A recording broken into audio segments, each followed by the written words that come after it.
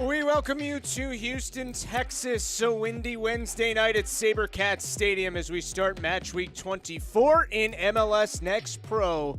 And it all gets going with the first of two meetings this week between Houston Dynamo 2 and Minnesota United 2. Hi everybody, Justin Galanti, our entire outstanding crew. Glad to be with you on this Wednesday night. As we said, first of two this week between these two sides. They met earlier this season, end of June on the 30th, a 3-1 win for Houston.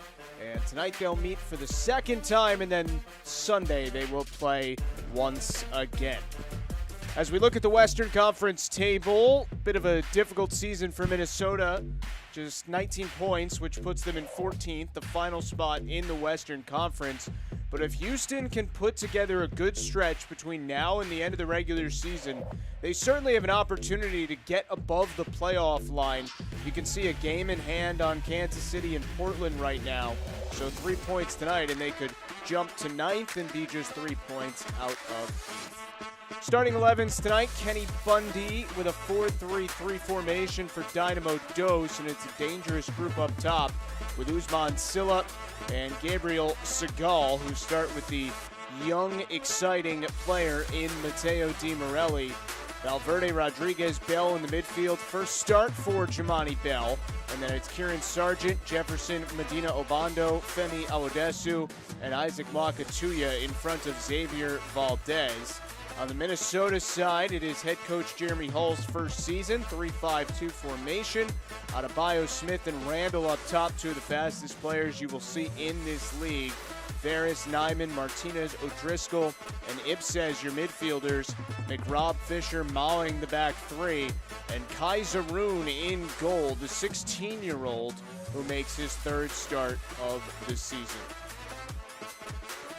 Couple notable things for both sides. Houston captain and MLS Next Pro July Player of the Month, Diego Gonzalez, is not available tonight.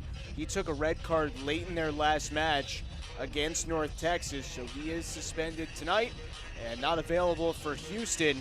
And if you follow Minnesota at all, you know they've loaned out quite a few of their top players from the twosies over these last couple of weeks. So the group has gotten much younger, but head coach Jeremy Hull is really excited to see what the young players get to do with the opportunity to fill bigger shoes. He said we give them bigger shoes and we see how they take advantage of the opportunities they are given.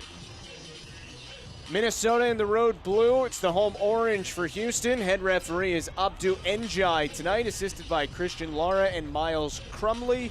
Fourth official is Jordan Gray. We are just about set to get going on a warm Wednesday night in the Lone Star State. Glad you're with us here on MLSNextPro.com. Both these teams coming off somewhat disappointing performances last weekend. Minnesota lost 3-0 at home to St. Louis, and Houston lost 4-1 at North Texas. But North Texas and St. Louis are two of the best, if not the two best teams in the Western Conference. But both coaches would have liked to see their teams perform a little bit better in those matches, but today is another opportunity. Jordan Adebayo Smith was knocked down there, so a free kick coming as he was fouled. Adebayo Smith, 23-year-old, who was signed to a first-team deal in January by Minnesota after spending last year in the New England organization, scored 12 goals in 30 games in MLS Next Pro for Revs 2 last year. 10th start this season for Minnesota United 2. Rory O'Driscoll on the free kick. Low bending ball is cleared away. Comes right back towards O'Driscoll, and he escorts it over the side for a throw.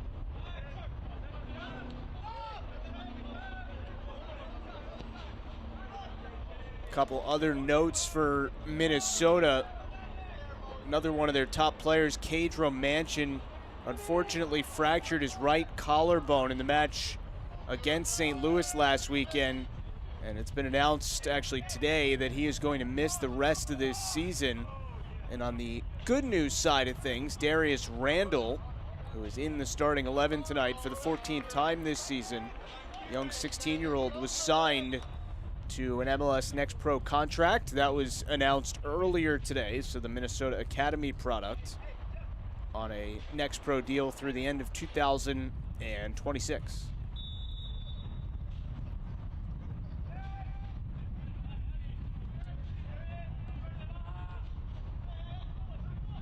Jeremy Hall felt like the match against St. Louis a couple days ago was sort of similar to the season as a whole.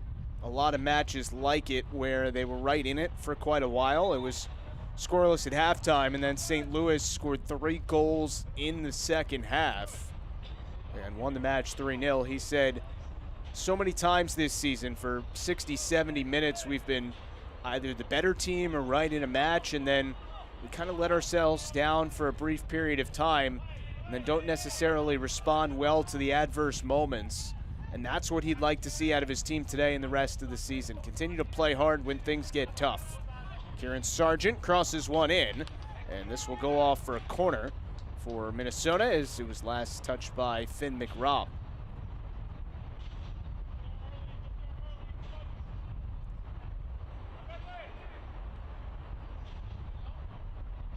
So first corner of the night coming here for Houston, and Jefferson Valverde will take it. Signed a first-team deal with Dynamo back in late April. He's playing for his club in Ecuador before joining Houston. Valverde with 1 assist this season in the 7 starts, and now he will leave it for Kieran Sargent to take this corner instead. In-swinging ball from Sargent. It's a low one that's cleared away from trouble. Comes back out to Aodesu.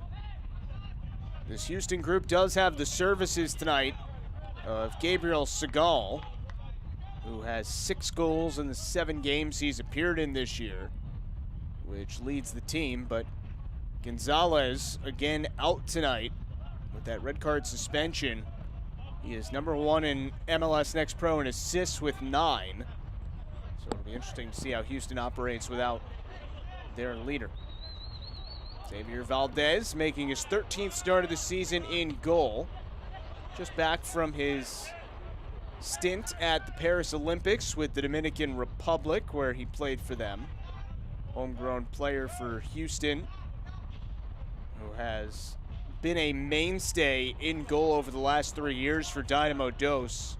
13 starts this year, 18 last year, and 13 in 2022. This is Aodesu wearing the captain's armband tonight. Former Penn State Nittany Lion and Big Ten Defender of the Year. Long ball ahead here, comes all the way down where it's played by Kai Zaroon. One of the couple players that Jeremy Hall's really excited to get to see play bigger minutes, and for him, get some starts for the rest of this season. As we mentioned, this is his 3rd start, played once in April and once in June. Zaroon just 16 years of age. And Minnesota, which has used a ton of goalkeepers this year, more than anybody else in the league, he said figure to give Zaroon a bunch of starts, especially on this trip where they play 3 matches between now and next Wednesday in the state of Texas, and they won't leave. They'll play today at Houston, Sunday at Houston, and then a week from now at Austin before finally going back home to play Real Monarchs. O'Driscoll sends it into the area, comes all the way through, and it's taken there by Matteo Di Morelli.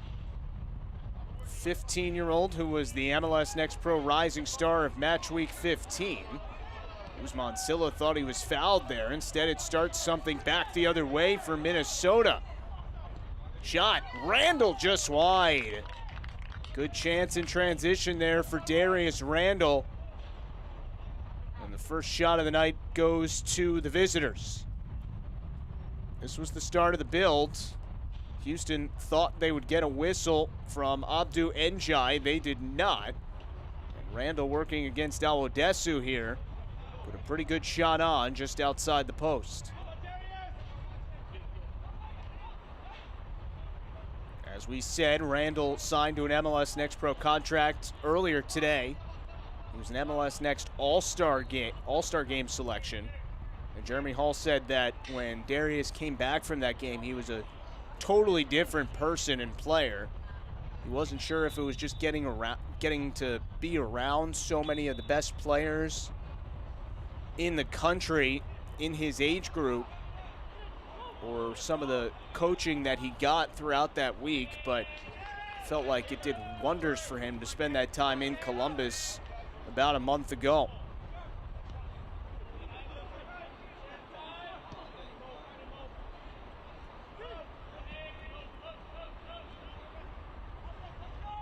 Here is Randall once again, and it'll go off for a throw for Minnesota. So far this season, just 2 wins and 6 losses away from home for Minnesota United 2. Houston at home, 4 wins, 4 losses, 1 tie. And as we said, the opportunity tonight to really put themselves in the thick of the playoff race. They're 10th at the moment, but a win tonight would put them 9th and just 3 points out of the last playoff spot. As we hit the home stretch of this regular season, only 6 matches left after tonight for Houston and 7 for Minnesota.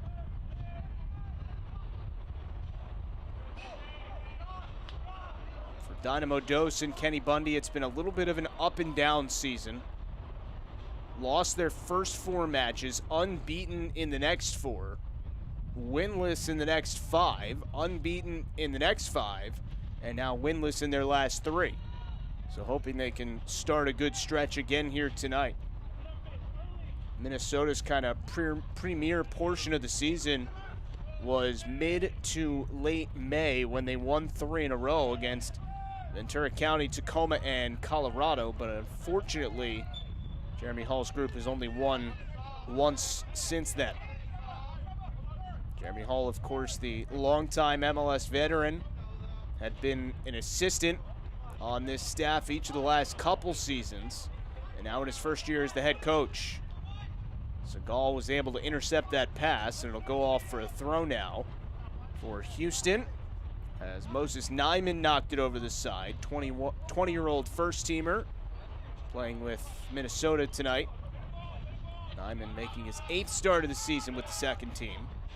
Signed a first-team deal with Minnesota back in January.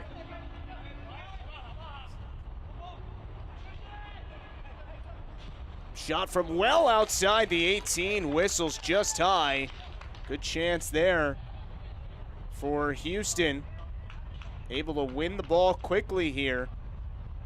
And sent just high by Isaac Mwakatuya, 16-year-old out of the Houston Academy, who's really been a mainstay this season. 21 games, 20 starts now for him. Say the 22nd match of the year for Dynamo Dose. So 1 shot aside now as we're just past the 10-minute mark. Our first half lone match of the night here in MLS Next Pro.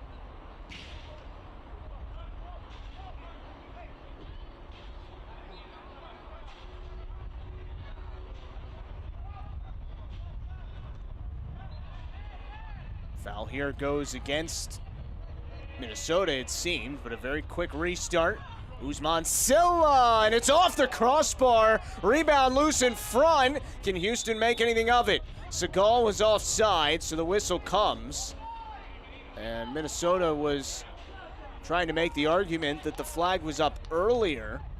See this shot from Silla, and you could tell Zaroon wasn't really playing the ball at all, and finally play stopped. So hard to tell exactly when the flag came up from the far side official there, but either way we remain scoreless after a bit of an odd sequence.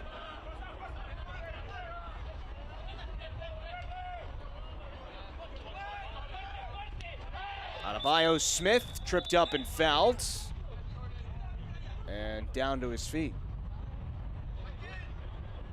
Yellow card shown.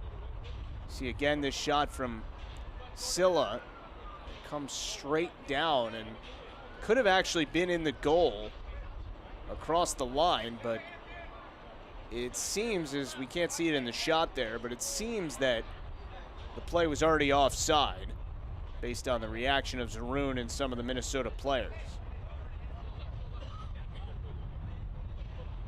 So a free kick here that O'Driscoll, the captain for Minnesota, will take.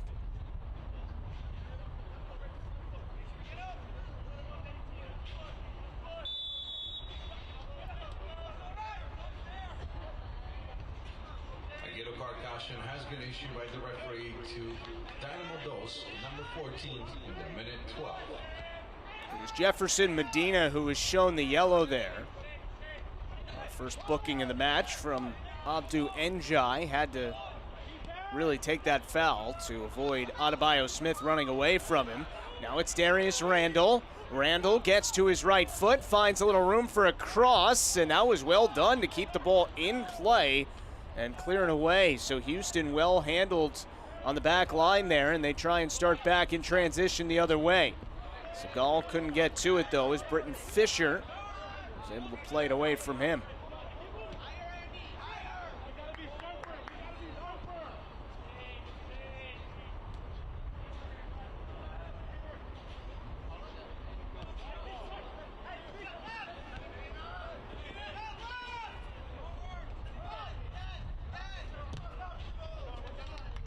Throw here for Minnesota. We mentioned a couple of their regular starters loaned out over the last couple weeks. Romanchin, another mainstay in the starting 11, out for the season with injury. So it's so many young players that Jeremy Hall's group is playing with. Got 5 starters tonight, 18 years or younger. 2 16-year-olds in Darius Randall and Anderson Ferris in the starting 11. Here come Houston once again. Jamani Bell's shot is stopped easily by Zaroon. He didn't get much on it. You could see Silla was asking for it with that left hand up in the middle of the pitch. Bell elected to go in and take the shot himself anyway.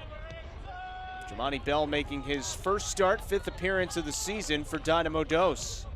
Adebayo Smith trying to find Randall. And now another throw for Minnesota.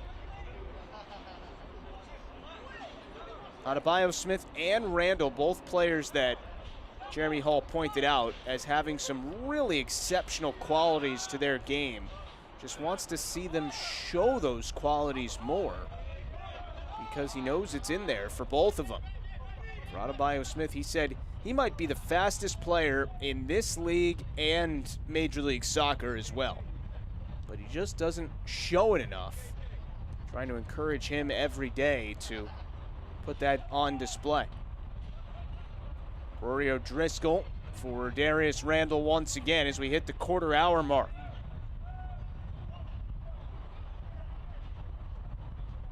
This was a reschedule of a match, by the way, from very early April. So that's why these two teams are playing twice in a week. They'll play again, same field, Sunday night.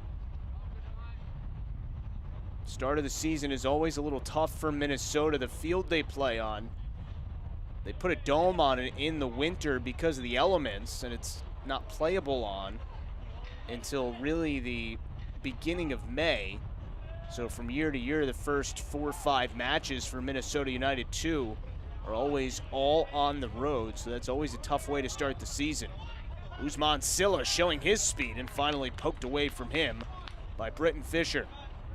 Silla, of course, the Mac Hermann Trophy Award winner last year at Clemson, given to the top player in all of Division I men's college soccer.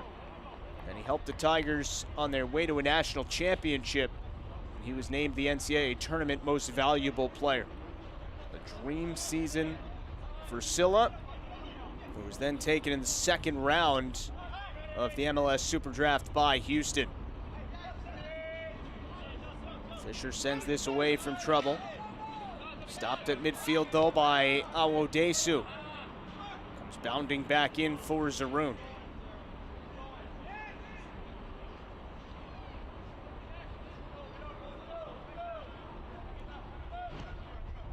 Sent down now by Finn McRobb.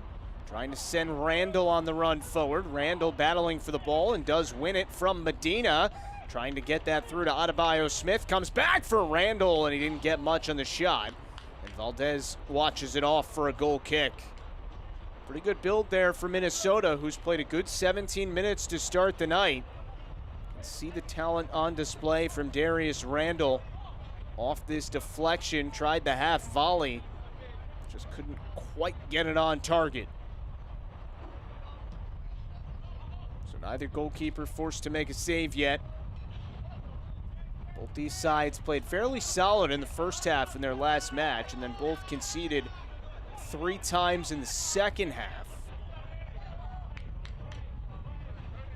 So we'll see how that plays in to tonight's action, with, you'd have to say, this match being a bounce back opportunity for both teams. Calm play there from Zaroon. Here they come once again.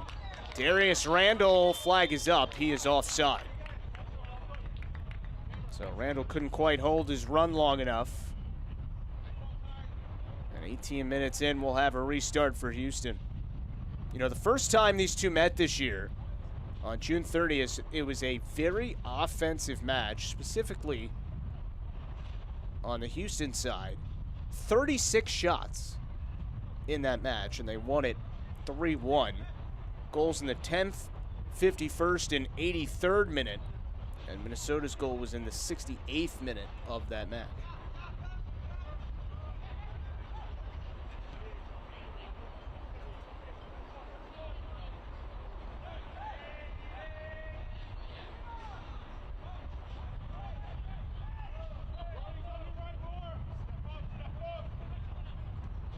To say the least, it is a grueling stretch for Houston in the month of August. As we said, they played Sunday against St. Louis, tonight in Houston, Sunday in Houston, next Wednesday in Austin, and then next Saturday at home against Real Monarchs. So between the 18th and the 31st, this Minnesota group plays 5 times. 5 times in 2 weeks. I asked Jeremy Hall, how do you handle that? And he said, well, we're not going to train much. It's going to be a lot of film, recovery, and team building, especially when we're in Texas for 10 days in a row here. A lot of young guys making sure that they're all simpatico over these 10 days.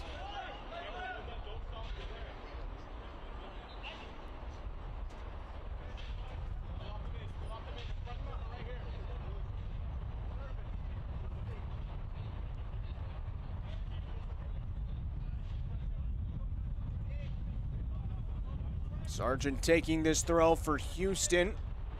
Player who started his career in the Houston Academy, went off to Georgetown for 3 years for his college soccer, then came back to Houston as a homegrown this past January, making his 18th start and 19th appearance for Dynamo Dos tonight. 1 goal for him this season.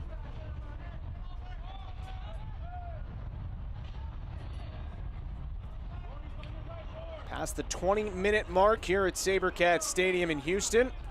Justin Galante, our entire outstanding MLS Next Pro broadcast crew. Glad you're spending some of this Wednesday night with us. Just 1 match on the docket. Houston and Minnesota. Here is Sargent running this ball down, but again, offside. And that's been the theme of the night so far. Shots are 3-2 in favor of Houston. And Dynamo Dos have the only shot on goal to this point.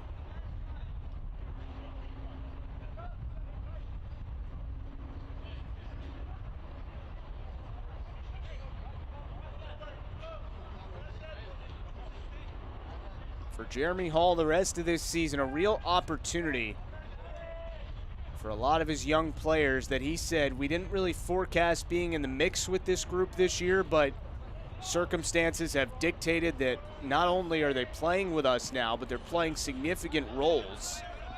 He's excited to see who steps up to the challenge. Mentioned guys like Randall and Anderson Ferris, Aiden Martinez, all 16, 17 years old, who have really impressed him and the staff so far.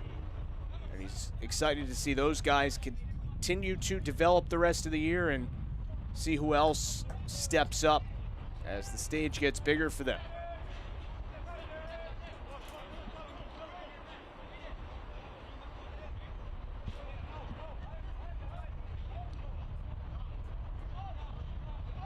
Dom Mowing, and a turnover taken by Usman Silla. Silla making the run forward.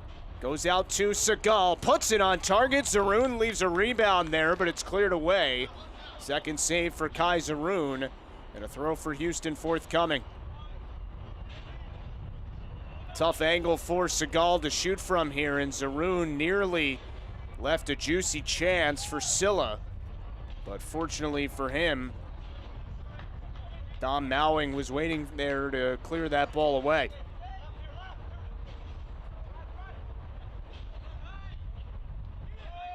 Here is Sargent. Adebayo Smith fouls him from behind. It'll be a free kick coming. Another kind of key player who's no longer with this Minnesota 2 group is Julian Banks, who has headed off to start his college career at the University of Washington. Another player who saw significant minutes for Jeremy Hall's group this year.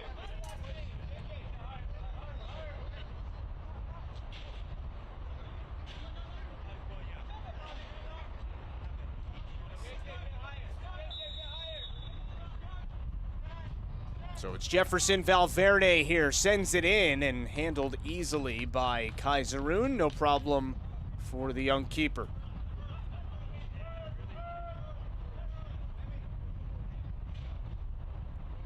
The real hope for Jeremy Hall was that his team would bounce back, play well tonight. And being in Texas for 3 matches over a week, they flew in yesterday, but the match is Wednesday, Sunday, Wednesday. He felt like a good performance and a good result tonight could really spark a good trip for his team. And with the youth of the roster, he felt like these guys would be much more focused on playing well match to match than maybe a little bit of an older group would have been, thinking about the table and where they sit right now and how difficult it might be to make a run to get into the postseason.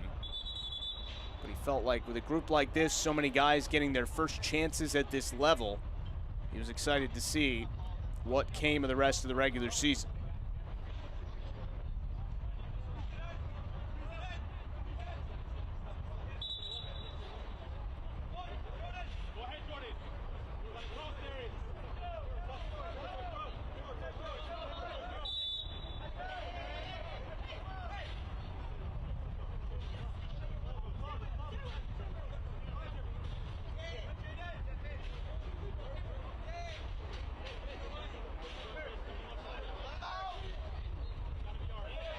Segal had his jersey grabbed there, and the foul comes from Abdou Njai.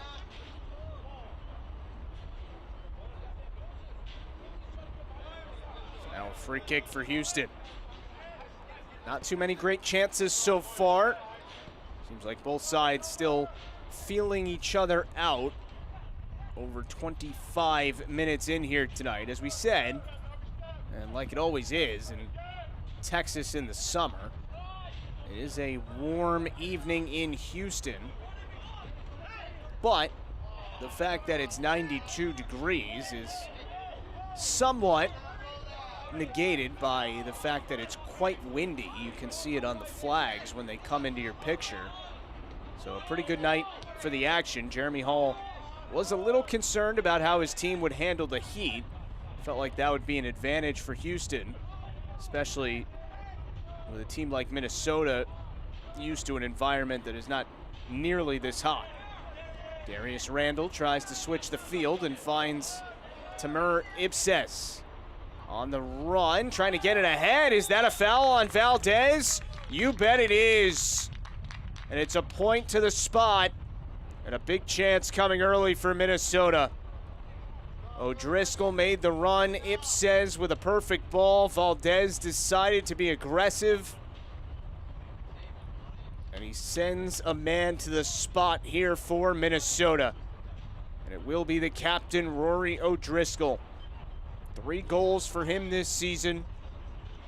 1 in June, 2 in July. And the former University of New Hampshire Wildcat with a chance to give Minnesota the early advantage here tonight in Houston.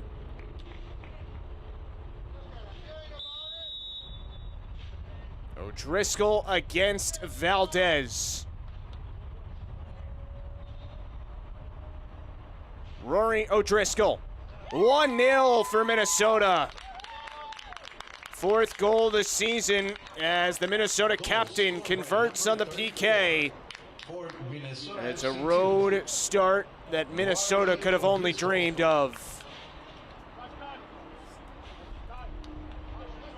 Another strong build-up and a well-taken penalty as O'Driscoll has his 4th of the year.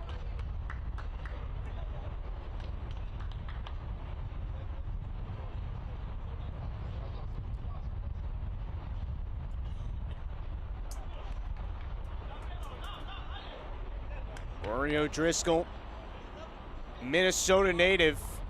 2 goals, 2 assists in 24 games with Minnesota United 2 last year. And now 4 goals in his 15th game of this season. One of the real leaders of the team, obviously, wearing the captain's armband. 24-year-old former America East midfielder of the year. Minnesota group that's had some trouble scoring goals this season, in the bottom 3 in the league in total goals scored entering the night. They get off to the good start here. This will be a goal kick for Zaroon. This is going to be a yellow shown to Houston. Certainly some frustration there. That ball looked like it was going to calmly come over the end line. By the referee to the Houston Dynamo dose, number 43 in the minute 29. But Matteo Di Morelli was given the effort to try and somehow win a corner there, and instead committed the foul.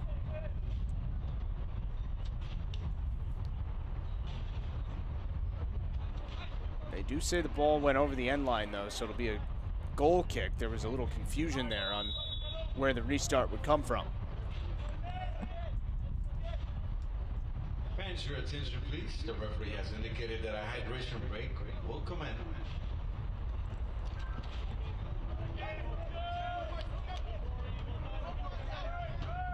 Well, I'm not sure when the hydration break is coming, but apparently we're having one momentarily.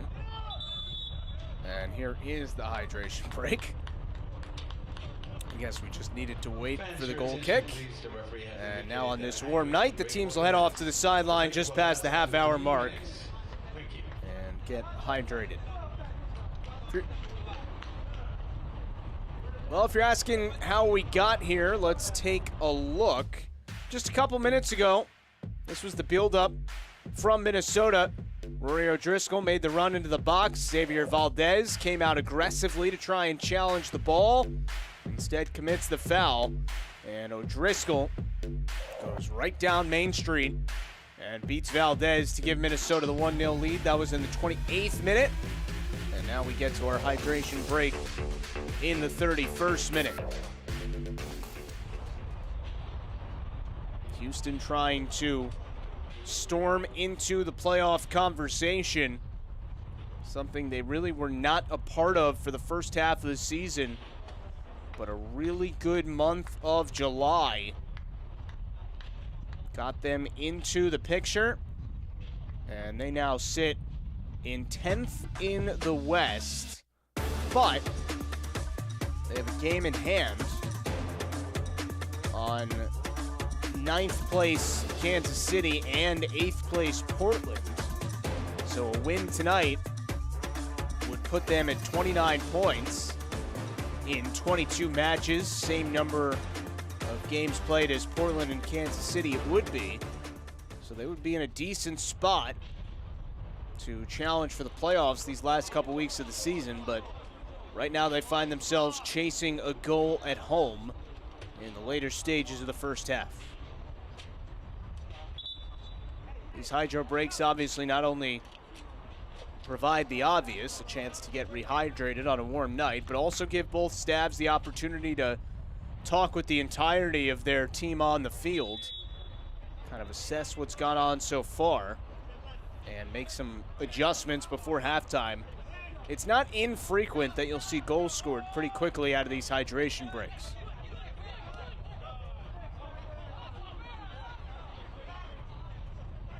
Awodesu. Sargent, good first touch there to settle the ball down. But he was offside.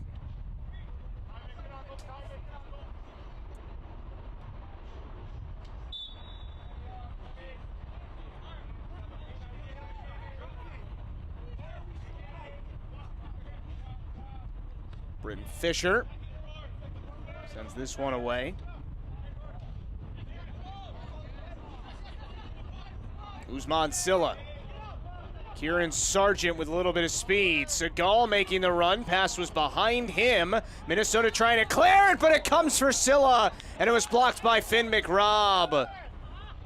Came right down to the dangerous foot of Usman Silla, but McRobb was in the way, and it remains 1-0 for Minnesota. Best chance of the night by far there for Dynamo Dos. And Silla, who has 4 goals this season, could certainly smell a 5th. Silla takes this ball away. Usman Silla gives it up. Segal, one more pass to the outside. Cut back to the middle. Comes to the top, and the shot is well high off the left foot of Jefferson Valverde. So Houston starting to build some momentum out of the hydration break. This was the chance for Silla. Came right to him off a misplay, and Finn McRobb stuck that right boot out and blocked the shot. And then just moments later, Valverde with a good look from just outside the 18, but sent it high. Quickly, it comes down for Silla, and Usman scores. 1-1, he's slow to get up.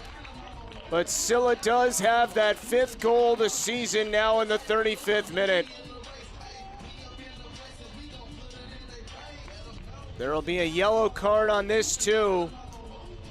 And the reigning Mac Hermann Trophy Award winner has equalized this match as McRobb is shown the yellow.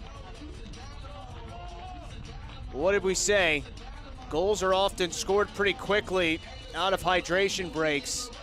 And Houston seems to have made some adjustments, created 3 good chances in the span of about a minute, and the third one results in a goal.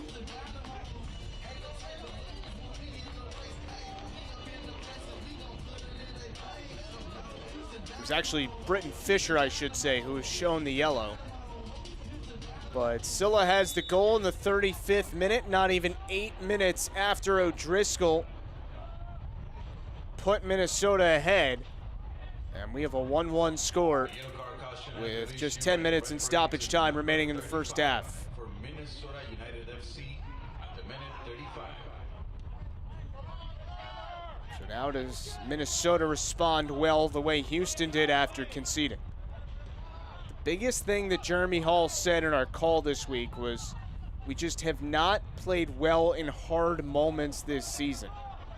And that's what he wanted to see out of his group the rest of the year as Zaroon comes out to play this. He said, if you're not ready to come play hard when things are going well and things are going poorly, don't get on the plane to Texas. That's what he said to his group. So that's what he's hoping for, and this is potentially one of those hard moments as momentum in this match has seemed to change a little bit.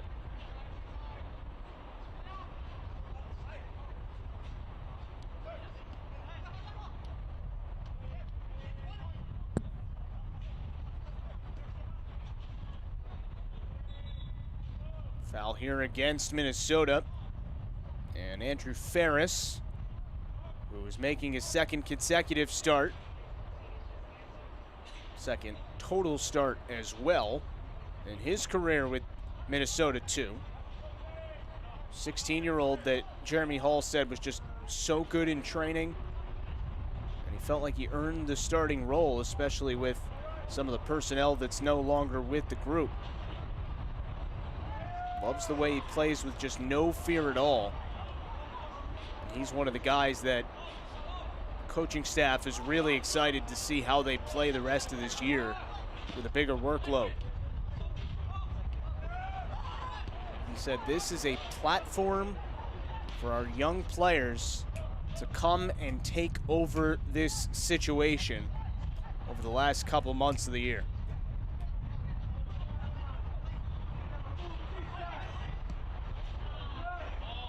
Sargent once again. Kieran Sargent drops it off. It's Silla once again. Around one defender, and it's a brace for Usman Silla.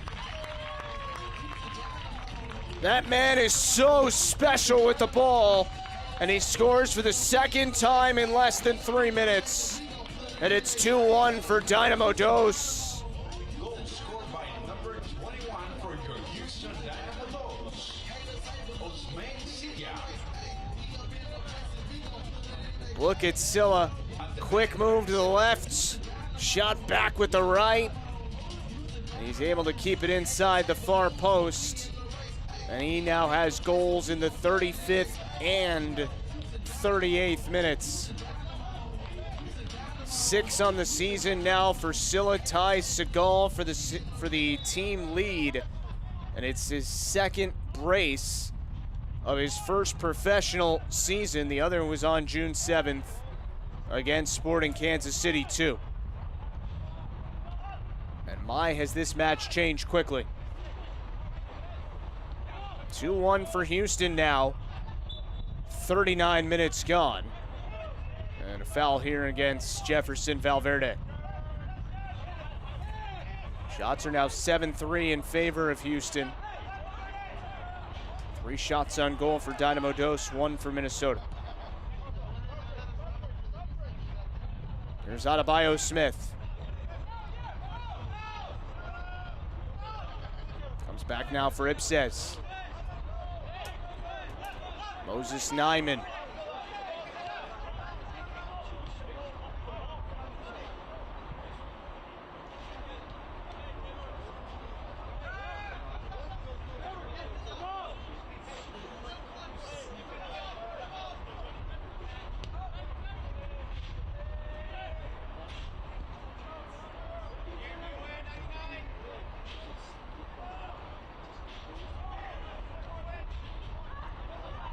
Minnesota, after scoring that goal, has seen 2 in a row end up in the back of the net.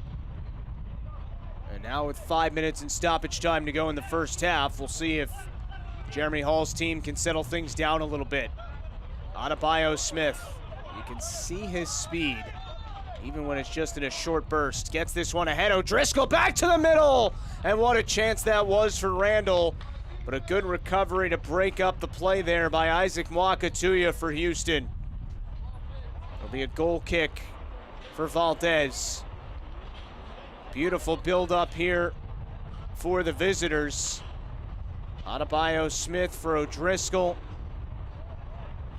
And that ball was deflected, I think, before it got to Randall. Eventually got to him, but the timing of the play was thrown off.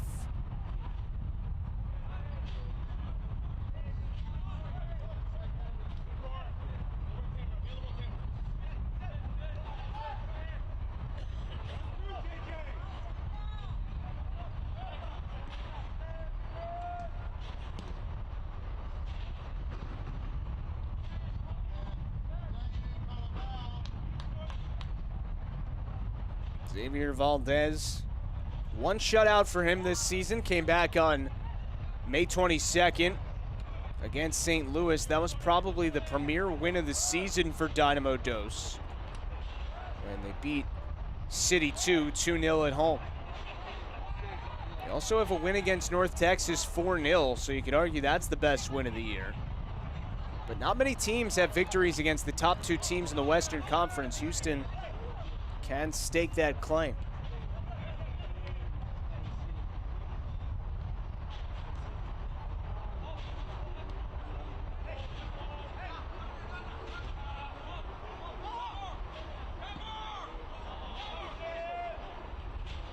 Here is Sargent again, hustling to keep this play alive. He does, it's loose in front, but cleared away by Finn McRobb.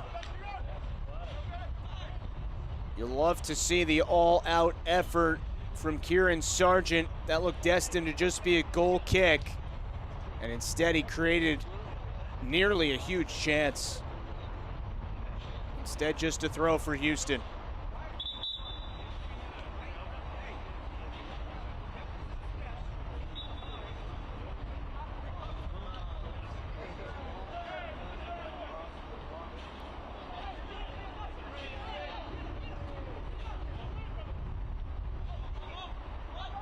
Kieran Sargent all the way across. Wakatuya tried to step up onto it. Could this leave Houston vulnerable in transition to the speed of Jordan Adebayo-Smith? Working against Awodesu. Adebayo-Smith not on the same page there with Aiden Martinez. Takeaway here. Ferris trying to win the ball back now. Randall gets involved and does get the ball. O'Driscoll, and they'll settle things down with Fisher. Second season with this group for Fisher, was playing for North Carolina FC in USL League One prior to signing with Minnesota United 2.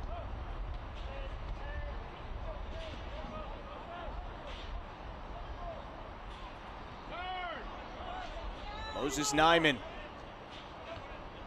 Adebayo-Smith back out towards O'Driscoll. And now here is Silla. 2 goals already for Usman Silla. Jamani Bell in his first start. Thought he was fouled, but no whistle. A play on according to Abdou Njai. 8 shots, 4 on goal for Dynamo Dos in the first half. 3 shots and 1 on target. Just the PK for Minnesota so far.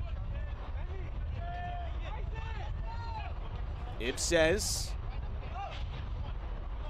Back for Fisher.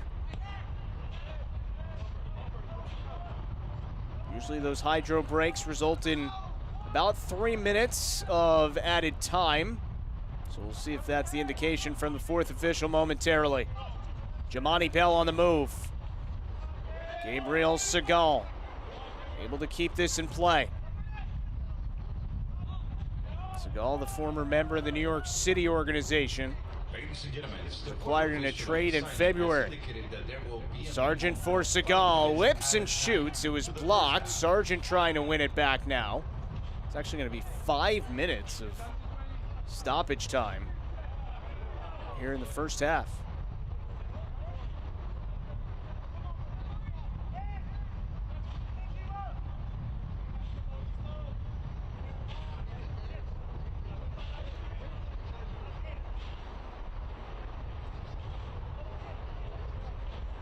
Britton Fisher. And now a Houston throw. Dynamo Dos this season, 6 wins, 9 losses, 6 ties. They've kind of struggled in the shootouts, just 2 and 4. So if they had been a little more successful in those, they could be even closer to the playoff picture at the moment, but they are one of so many teams in both conferences that still have a chance over these last couple weeks. Both conferences are very tight in the middle portion of the table. Here is Silla. Gets it through for Sargent. Kieran Sargent to the middle. Booted away. Well handled by the back line there for Minnesota. Valverde gave all his effort to keep that play alive, but ball made it out of bounds.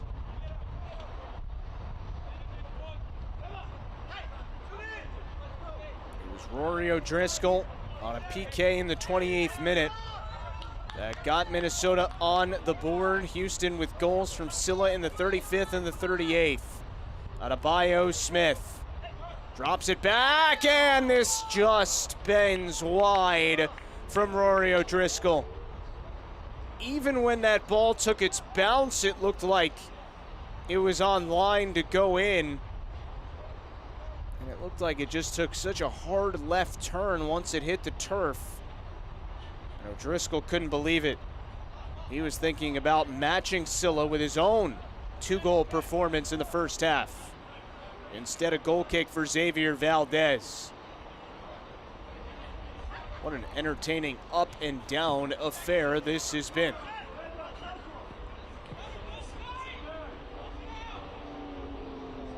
Kieran Sargent again. Super active as always tonight. I asked Jeremy Hall his thoughts on Houston. First two things he said, they're way better than their record, and that guy Usman Silla is really scary to deal with. Well, Houston have a 2-1 lead, and Silla has both goals.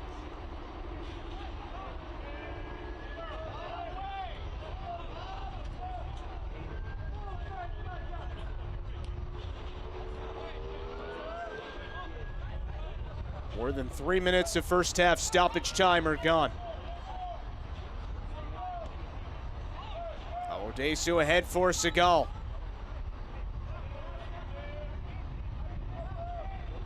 First of 2 meetings this week between these two sides.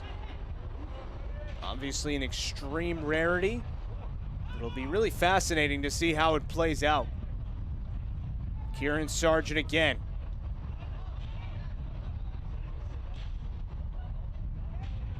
See the wind kind of playing tricks with the ball. Anything played up into the air is certainly subject to a change in direction. Perhaps about a minute remaining in the first half. 2-1 Dynamo Dos with the advantage.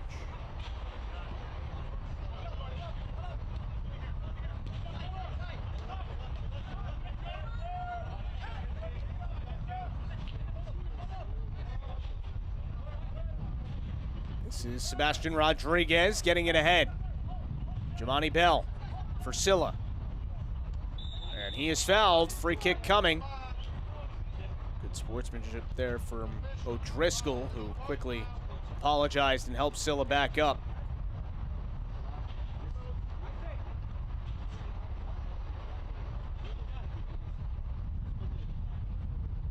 Looks like it will be Segal to take this free kick, and this could be the last action of the first half.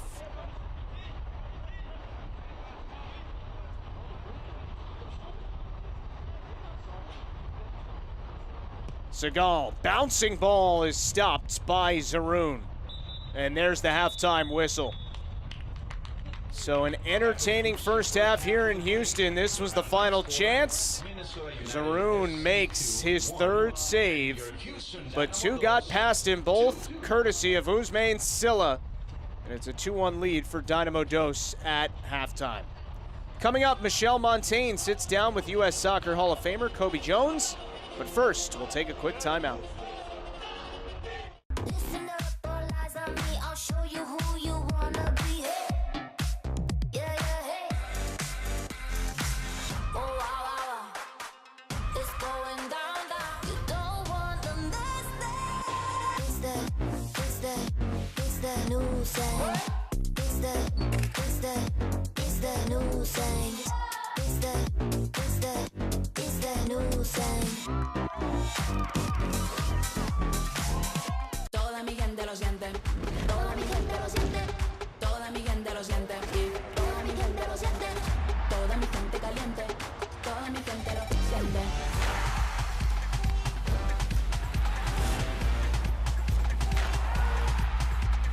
Toda mi gente suena, en la favela suena, el techo se me llena.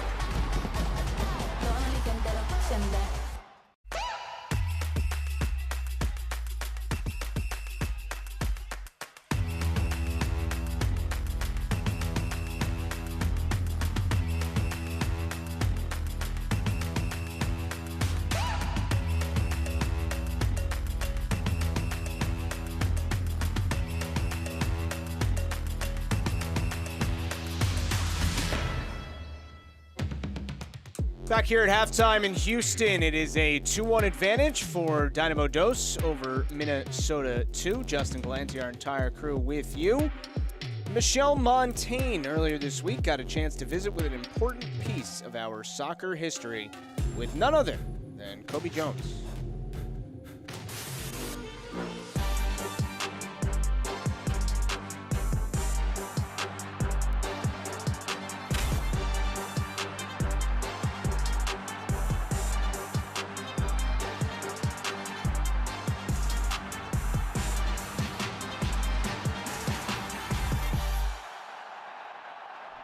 What's up, guys? I am beyond thrilled and honored to be sitting down today with the all-time leader in caps for the U.S. men's national team, U.S. Soccer Hall of Famer, all-around amazing human being, Kobe Jones. Kobe, thank you so much for sitting down with us.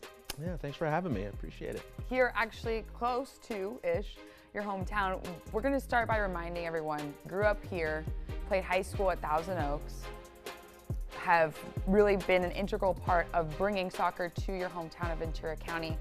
When you think about the fact that you now have a professional team in really your backyard, how does that sound? Well, fantastic, number one. I have to correct a little thing. I went to high school in Westlake. Because Westlake and Thousand Oaks are rivals. You know, we'll kill each other. So we can't. Okay. But you know, it's all so close. You know, Westlake, Thousand Oaks, Newberry Park. You know, that Conejo Valley area, that all in Ventura. You know, is so much a part of my youth. You know, my youth landscape and growing up. So to bring a professional team to my hometown, you know, that area where everyone can participate, to actually give kids the opportunity to play the sport. Because one thing I always find is it's difficult to play this game, you know, at a youth age. And when you hear it from the kids, you hear it from the parents, you have to drive so far, but now to actually bring an opportunity for the kids to see professional soccer right there, it's close by, you know, I couldn't ask for anything else. As you think back to those days of playing youth soccer and growing up here, how would you describe that experience? It was wonderful. You know, I gotta admit it, I had a great time. I loved this sport. You know, that's what kept me going. Look, I wasn't always, you know, a lot of people would think from the history, oh, you must have been the best player on your team and all that stuff. No, that wasn't me. I just played hard. I loved playing the game. That's what drew me back all the time. That's what kept me going, you know, with all the obstacles and various things that were in the way. Why? Because I loved the game, you know, so much. And to play it in Ventura County, that Westlake Village, Thousand Oaks, that whole area, I look back now and just go like, wow, those were some really surreal moments in time. It's not the same anymore. You know, one of the big things I gotta say, and I'll try to keep this short, is just how it all started, in the fact that, you know, I was driving by a park and saw my cousin, and my parents just pulled over and asked the coach, can he play? And the coach said, yes, tossed a jersey, and then I'm out there kicking the ball around, and that's how it started. That to me is it's so different than how it is now. Yeah. You know, so yeah. That just is a testament to just the beauty and just the rawness and the originality of the game. And if we can get anywhere like that in the future, you know, oh, I'd be happy. What was your role in bringing this professional club to Ventura County? That's always interesting when people ask that. There's a variety of different things that I've done. You can't pin it to really any one thing. I would say, you know, obviously Westlake Thousand Oaks being my hometown, me being a part of it was significant for, I guess, however you want to put it, completing the situation of bringing VCFC there. Because, you know, you want to have kind of like, for MLS, it's about having that legacy type of situation. You know, so for me, it was about, yes, being a part of it, helping to be like a quote unquote like face of it, but also to be active within it. You know, I don't want to be just like, okay, yeah, you can use my name and go ahead. No, yeah. I want to be there because I want to make sure that it's the right way. If I'm going to be a part of it, I want to make sure that we are affecting the right people and giving the opportunities to the right people. It's like going home, right? Mm-hmm. If you go home, you don't want to just like leave it behind and just go, oh yeah, you take care of it. Yeah. No, if this is like my home, I want to be a big part of it. So I'm involved in a lot of various things within the club. When you watch the games as they are now, You kind of mentioned the growth of the sport, but watching them being an involved part of one of these clubs in MLS Next Pro, what does that say about the growth of the sport in this country? I think this is a very significant part of the growth of soccer in the United States. We have seen it grow exponentially over the years. I've seen it grow exponentially from the 90s into the early 2000s, and there's always these seminal moments, you know, be it the '94 World Cup, you know, the '99ers for the women, all these various points. But then you also have to have a base that continues that growth. And I think MLS Next Pro is one of those stepping stones that's going to allow a base where no matter what happens at the highest level, success, failure, hopefully not failure, but you continue to grow no matter what. And if we are helping young players to have that opportunity to play day in, day out at a high competitive level, that's only going to help the game within the United States. All right, I do want to take a little bit of time to talk about your career because it has been one of the pillars in growing the game here in this country. We mentioned all the success with the U.S. men's national team. Of course, we also have to mention domestically all the success with LA Galaxy. When you look back on your career, what stands out to you now? Championships. Spoken like a true player. No, look, that's what you're playing this for, right? Yeah. I'm sorry, I'm old school. I play to win. You know, I'm not out there just to have fun. And if you talk to some of my old teammates, you know, one of the things they will say that, yeah, I like to have a good time. But I would guarantee they'd say I was very competitive. You know, not just on the field, but it could be anything from, you know, the water bottle in the locker room, toss it up to see who's going to get it first. You know, those are things that we did, and you want to win, you want to be competitive. But outside of that, the natural, which I hope for every, you know, competitive athlete, the natural is to win championships. I look back and other moments that stand out. It's really not so much, you know, the games themselves. It's the locker room. Those are the moments. It's being with the guys, you know, on the road. Those are things that have become more prominent, you know, in my life as I've gotten older, because I realize, you know, you don't get that in anything, you know, anymore. You don't get the locker room experience like that, no matter what you're doing. So it's almost like you're trying to find a way to find that again some way, somehow, but you can't. So yeah, that's one of the things that really started standing out as well, is those locker room moments and good times with the guys. You know, that's why we try to get together and bond. You know, again, reunions everywhere. You know? Kobe, as we wrap up, just want to ask: are there any special projects in the world of Kobe Jones going on that you want to share or talk about? Well, I think, Other than- yeah. Well, other than BC, the one right there. other than this one right now, this is a pretty big project going on right now. You know, maybe we'll have to meet again, because I know there are some things that are in the works that I would like to let everybody know about. So hopefully you'll invite me back, you know, at some point. A perfect tease to leave you wanting more. I appreciate the time, Kobe. Thanks for having me. That does it for this episode, a very special episode with a very special guest for MLS Next Pro. You can catch the extended version of that interview by visiting MLSNextPro.com. Let's take a look at the rest of the schedule this week around Next Pro, match week 24.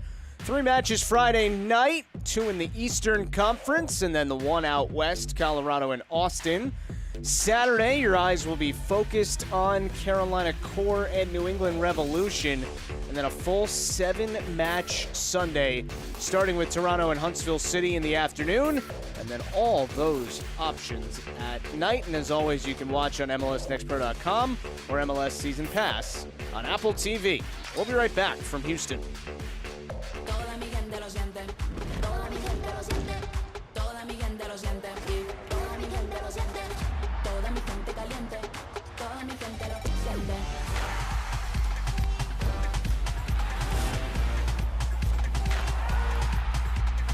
Toda mi gente suena.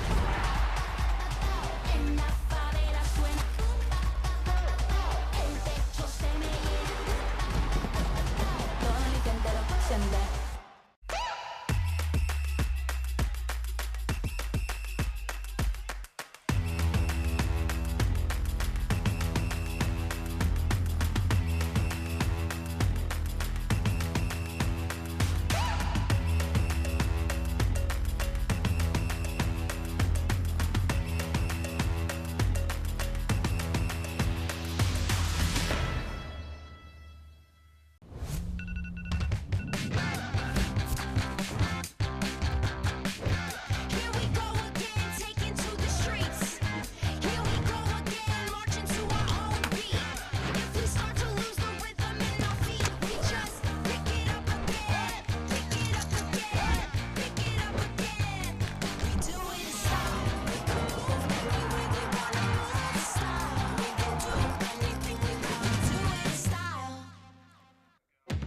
Welcome back to SaberCats Stadium in Houston. Second half right around the corner. A 2-1 lead at the break for Houston over Minnesota. Let's take a look back at our first half highlights. A very entertaining first 45. Early chance for Ousmane Sylla. It was off the crossbar, and perhaps that was a sign of things that would come later. Minnesota get off to a good start tonight. After that chance for Houston, Minnesota kind of took control of things. And on this foul in the box by Xavier Valdez on Rory O'Driscoll, a PK was set up, and Rory O'Driscoll put it in the back of the net for his 4th goal of the season. But after a hydration break, Houston came out and really started dominating this match. Ousmane Sylla in the 35th minute with goal number 1. Little shaken up. Got back to his feet, and just a few minutes later, in the 38th minute, Sylla found goal number 2 with this sweet move and shot, and it's his 2nd brace of his first professional season. Total shots, 10-5 in Houston's favor, 5 on target for Dynamo Dos, which means 3 saves made by Kaiserun. Xavier Valdez did not have a save on the Houston side, but his team has the 2-1 lead.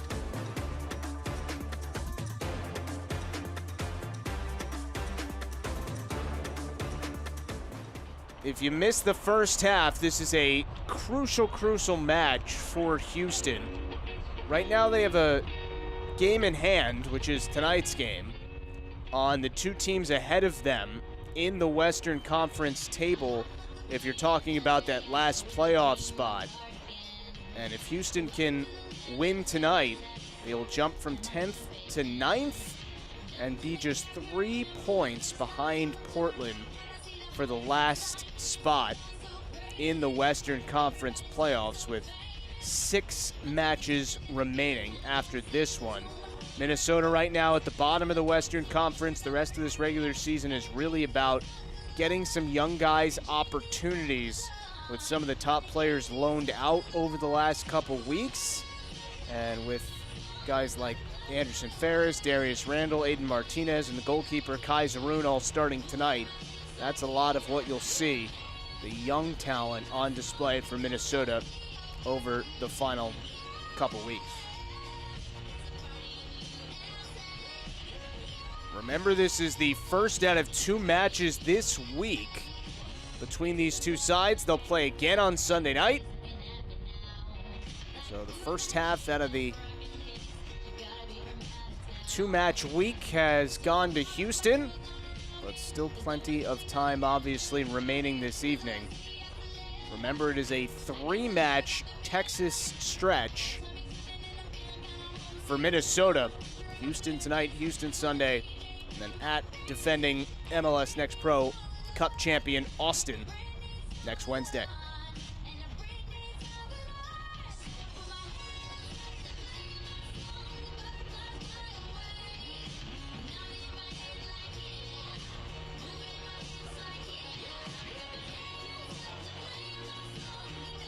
Both teams set to break their huddles. And we will hear the whistle to start the second half from Abdou Njai momentarily.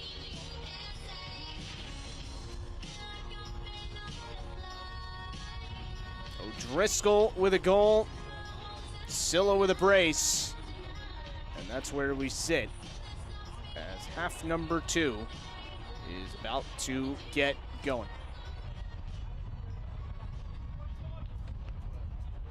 And away we go. Now, by any definition, and by both these coaches' definitions, their teams played pretty poor second halves in their last matches over the weekend. Both conceded 3 times in the second half. Houston to North Texas and Minnesota to St. Louis. So we'll see which side can play a better second half and kind of a rebound opportunity tonight.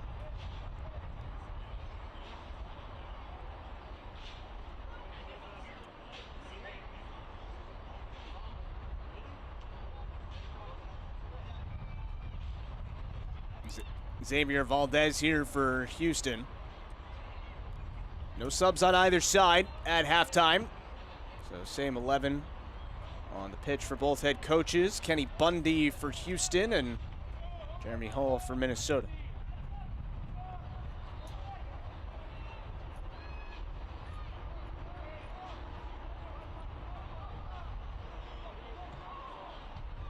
Comes back to Valdez once again.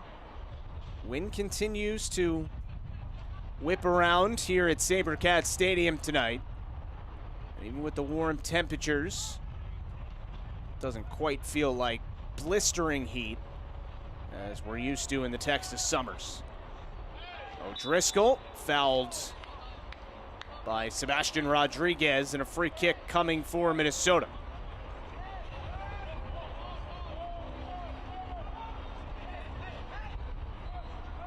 Quickly started again. Randall was trying to get to it, but it's deflected by Femi Awodesu. It goes off for a corner. Minnesota did not have a corner in that first half. Houston had just one.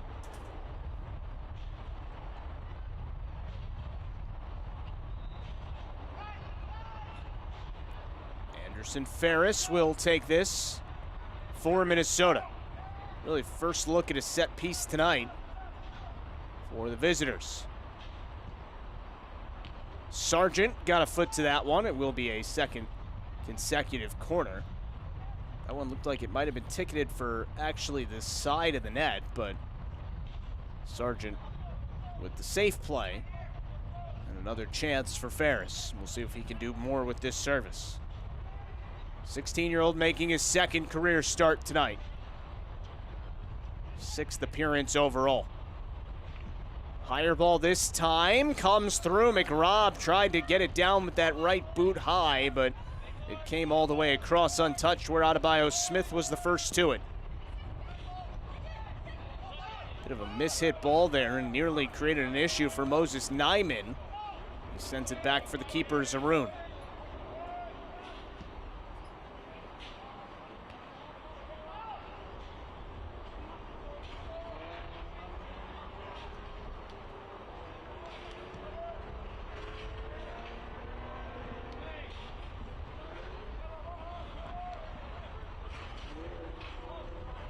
Desu once again.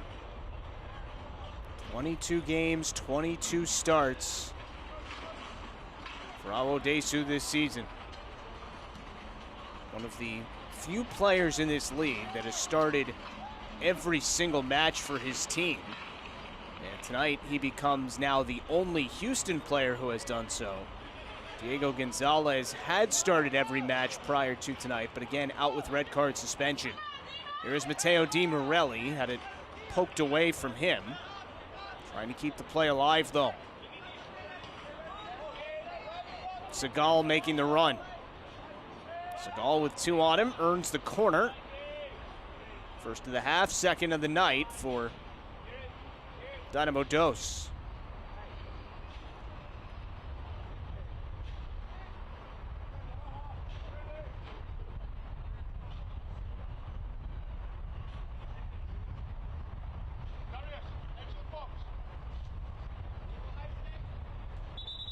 Kieran Sargent once again here. But first you hear the whistles from Abdu Njai. Just getting things organized. Kieran Sargent, perhaps not his best service, and what's the call going to be here? Zaroon fell on it. I guess that stayed in play.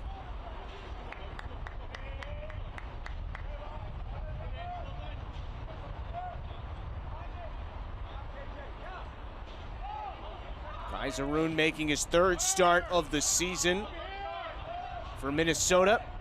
16-year-old figures to get more and more as the year goes along. Valdez keeps this away from Ferris.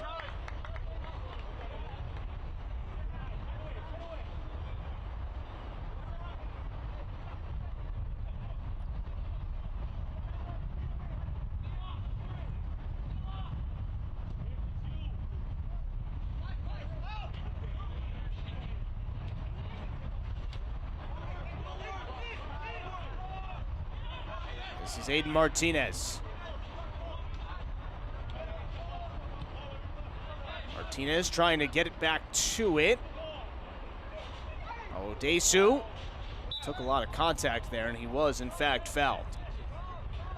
You know, Aiden Martinez, another guy that Jeremy Hall spoke glowingly of in our call on Monday. Martinez, somebody that the staff thinks very highly of, the organization does, but Jeremy Hall said he got to watch him in person in preseason for the first time this year and was really impressed and quickly knew that he would have a big role with this Minnesota United 2 group this season. Offside here as Sargent couldn't hold up his run.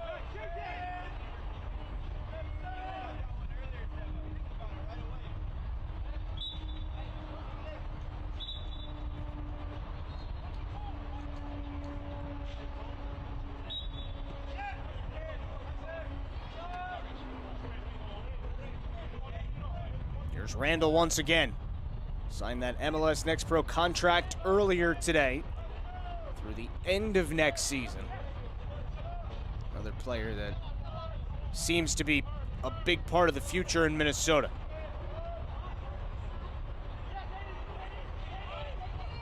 Shot from outside the 18 is too tall from Martinez. But already, Aiden Martinez making his impact felt in this second half after a little bit of a quiet first 45 from him.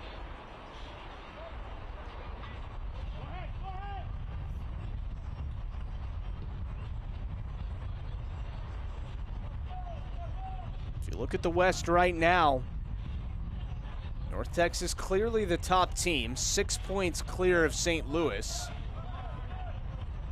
who is second. North Texas first by themselves, but really from second on down through, let's say, seventh, things are really tight. Only 6 points separate second place Houston and seventh place the Town, which means even with the fact that North Texas, St. Louis, LAFC, Ventura County have really been the top 4 all year, things could still change quite a bit over these last couple weeks as we'll start to really talk about playoff seeding, who's going to host the first round, and obviously the pick your own opponent factor is back.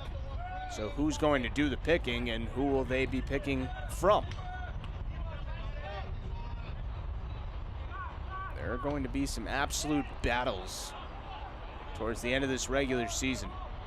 Houston is hoping to be a part of the playoff conversation. Tonight would go a real long way to jumping into the mix if they can earn 3 points at home here tonight. 9 minutes past halftime. It remains a 2-1 advantage for Dynamo Dos, trying to get within 3 points of the 8th spot in the West.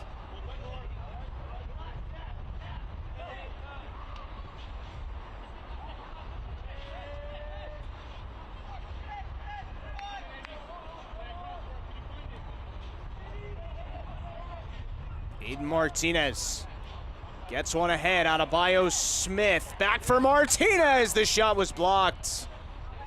Good build up between those two out of Bio-Smith and Martinez. But Houston packed it in inside the 18 and did not allow a shot through. Moses Nyman ahead towards Adebayo Smith. It ends up with Randall, though. Darius Randall drops it off. Another chance for Martinez, and Awodesu got it away from him. Well done by Femi Awodesu. Houston back in transition the other way. Bodies go down in the middle. Long ball ahead. Run down now by Matteo Di Morelli. And a bit of a heavy touch there. This will be a goal kick. Minnesota just a few minutes ago with some chances. And a player down here for Houston will be checked on, but let's look at that last situation where Adebayo Smith and Aiden Martinez combined to create that opportunity. Martinez's shot was blocked. And then just moments later, good patience from Darius Randall. Martinez challenged by Awodesu, and it was a clean challenge. Training staff out there to check on Gabriel Segal. Oh, you saw it go down in the midst of that transition opportunity for Houston.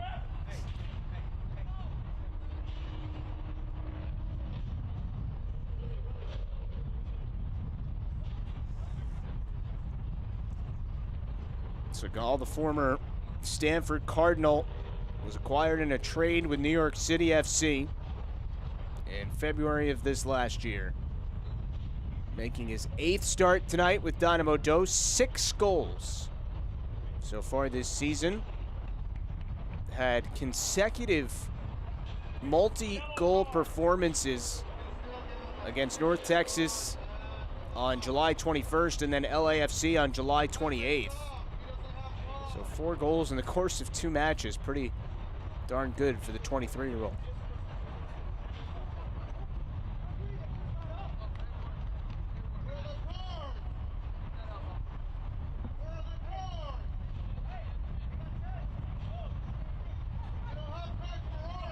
Zaroon will restart things when he gets the okay.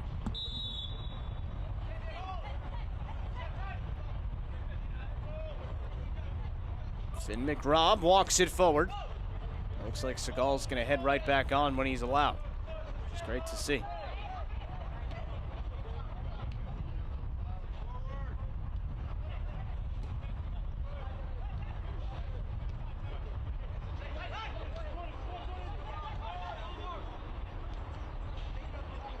Awodesu gave it up for Valverde.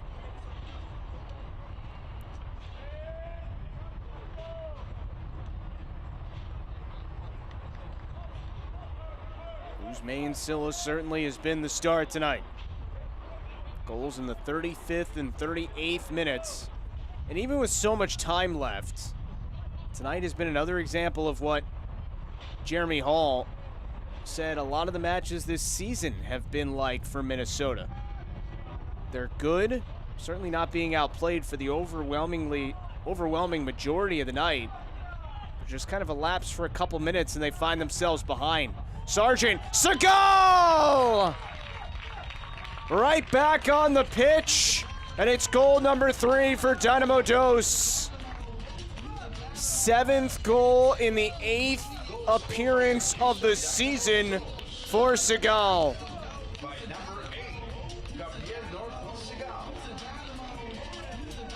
Look at this in transition. Sargent, Segal, one touch. And it's 3-1.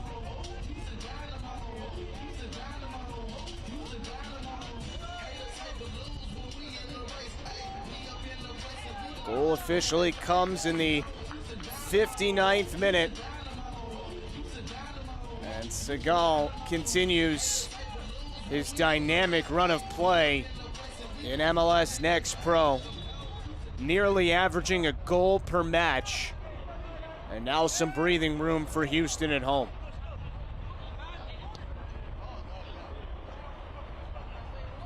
For Kieran Sargent, that is his 2nd assist of the night. Didn't have one all year, now he has 2 in this match. And Di Morelli has the other assist for Houston, his 3rd of 2024.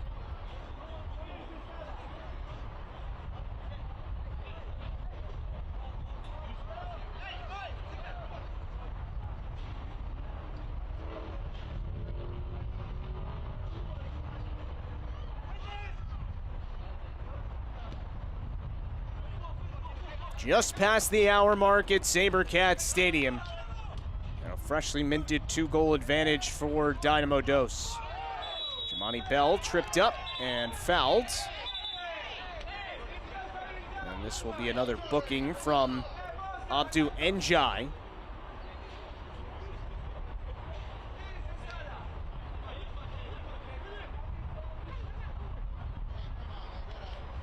And McRobb is booked. Gave his apologies to Bell there. yellow card caution has been As he issued by the referee saw, to number got him on the back of the head, 39 unfortunately, completely unintentionally, at the as he minute was trying to move 16. away from that play.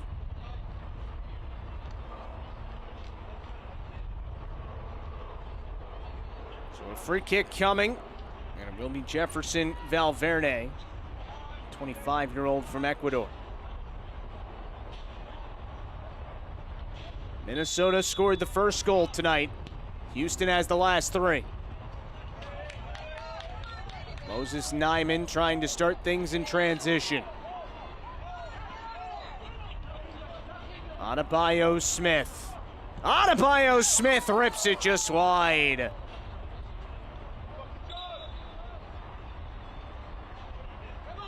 Showing his speed. Trying to perhaps fool Valdez, taking the quick shot, Your attention, please. Substitution but instead for misses just Minnesota. wide, and now we'll get our first sub of the night In the minute as 61. Enrique Nieves comes on for Aiden Martinez for Entering the Minnesota. game is number 95. Excellent game. Nieves just signed with Minnesota United 2 in July after playing for Club Atlético Banfield in Argentina. This is his 5th appearance, second time coming off the bench for Minnesota. 20-year-old that Jeremy Hall feels has a pretty high ceiling. And he's hoping to see some signs from Nieves the rest of this season. Valdez got that away from Randall, who was pressuring him. Nieves trying to run this one down against Sebastian Rodriguez, but it will be a goal kick for Valdez.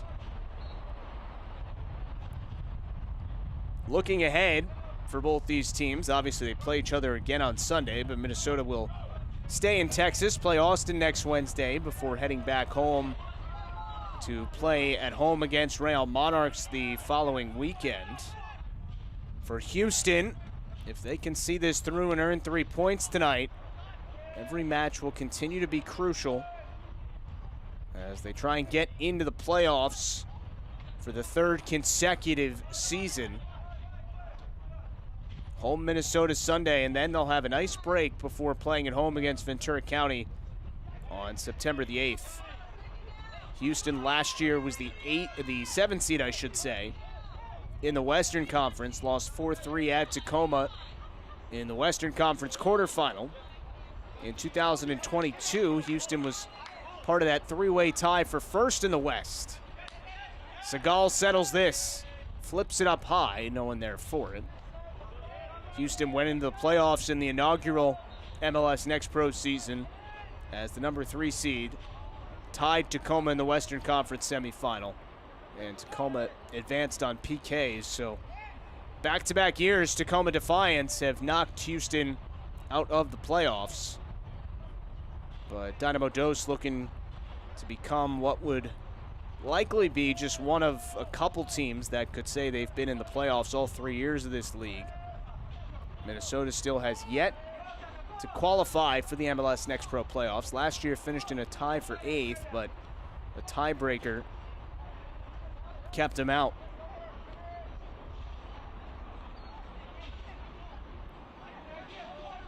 Kieran Sargent again. Put in a great shift tonight. Now it's Silla back for Sargent to the middle. DiMorelli got it through. Segal turns and sends it too tall, but it was deflected, and a Houston corner forthcoming.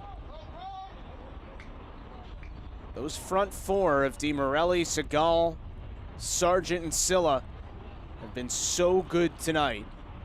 For Houston, they've all got goal contributions to their name. 2 assists for Sargent, 1 assist for DiMorelli, 2 goals for Silla, and a goal for Segal. This will be the 3rd corner of the night, 2nd of the half for Houston. It'll be Valverde. In swinging ball, player down in the box for Houston. And they're just going to say, do this again, I think. Let's see this again. It's Jefferson Medina. Got tied up there with Enrique Nieves. So we'll try this corner one more time. Similar ball, flicked wide by Segal. And McRobb runs it down.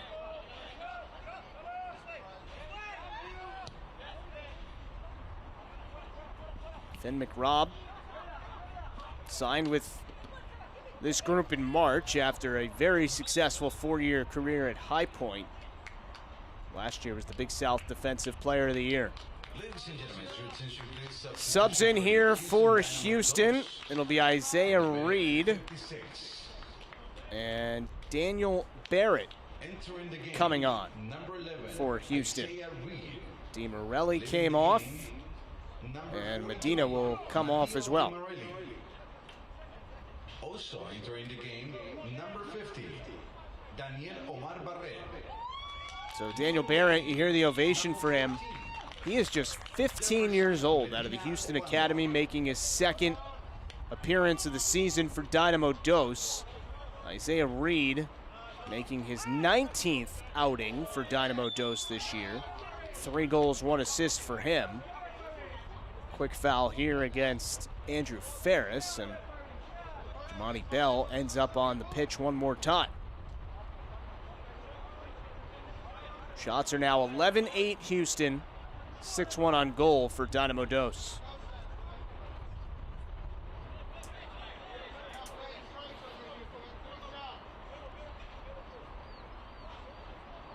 Isaac Makatuya will take this free kick.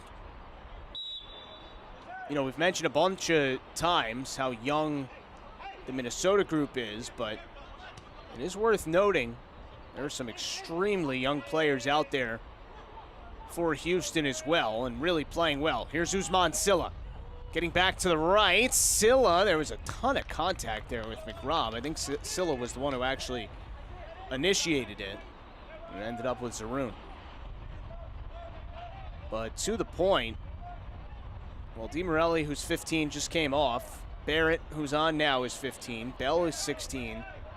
Wakatuya is 16. And Sebastian Rodriguez is 16. Jamani Bell ahead for Segal. Segal's shot was blocked. Comes out of the area where it's taken by Ferris.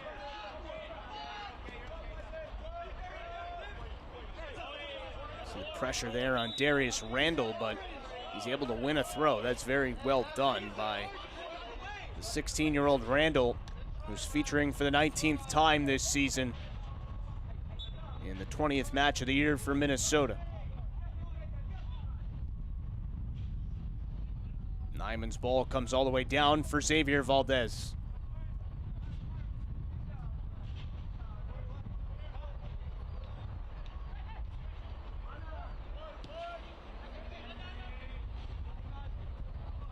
Wakatuya taking some pressure from Ferris, got away from him, able to connect with Segal.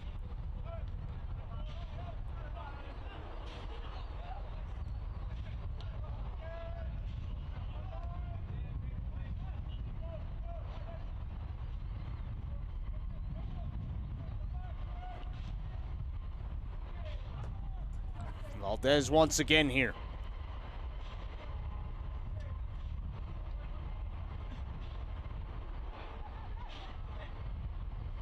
Femi Awodesu in no hurry.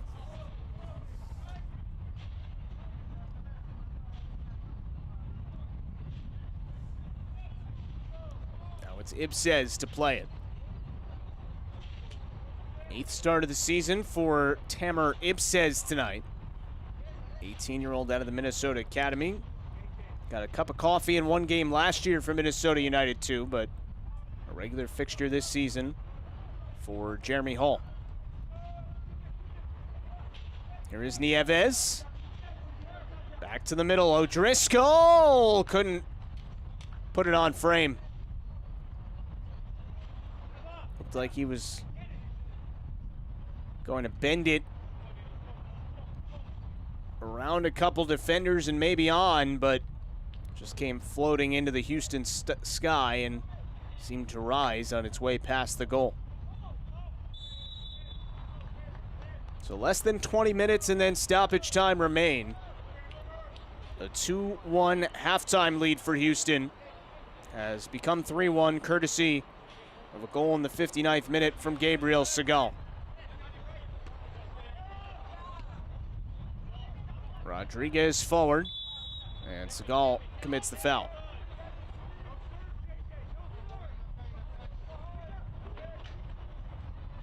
Of course, Kenny Bundy, the head coach for Dynamo Dos, briefly served as the interim head coach for the first team in 2022, but he's been the head coach for Dynamo Dos all 3 years in MLS Next Pro.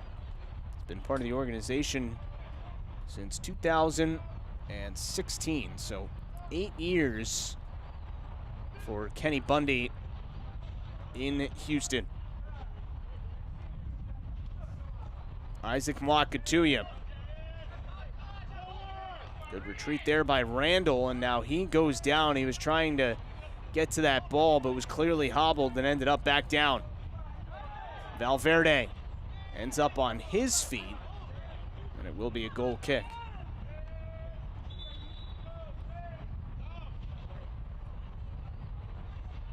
Ladies and gentlemen, your attention please. Substitution for Minnesota United FC2 in the minute 72. Entering the game, number 49. Exiting the game, number 51. Also entering the game, number 42. So a couple subs here for Minnesota. William Schmidt will come on, as well as Justin Arias.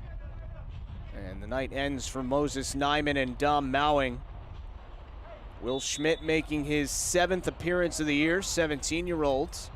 Out of the Minnesota Academy, had an assist. A couple matches back against Tacoma, his first professional goal contribution. And Justin Arias, 9 games, 3 starts, 1 assist this year. Another 17-year-old out of the Minnesota Academy.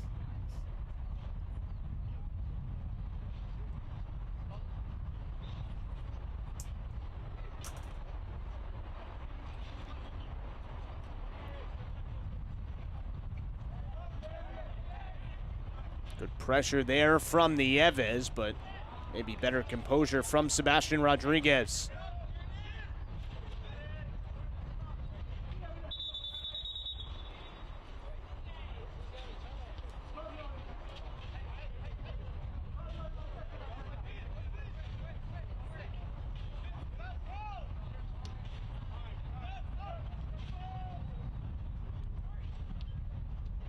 Houston looking to see this through and move just 3 points out of the final playoff spot in the West. Now, if you're wondering, obviously we've told you a bunch of times, Houston plays Minnesota again on Sunday. The team they would be trailing is Portland by just 3 points. Timbers 2 have this week off. So if Houston could win tonight and win Sunday, with Portland not even playing, they could tie them in the table. Easily handled here by Valdez on Schmidt.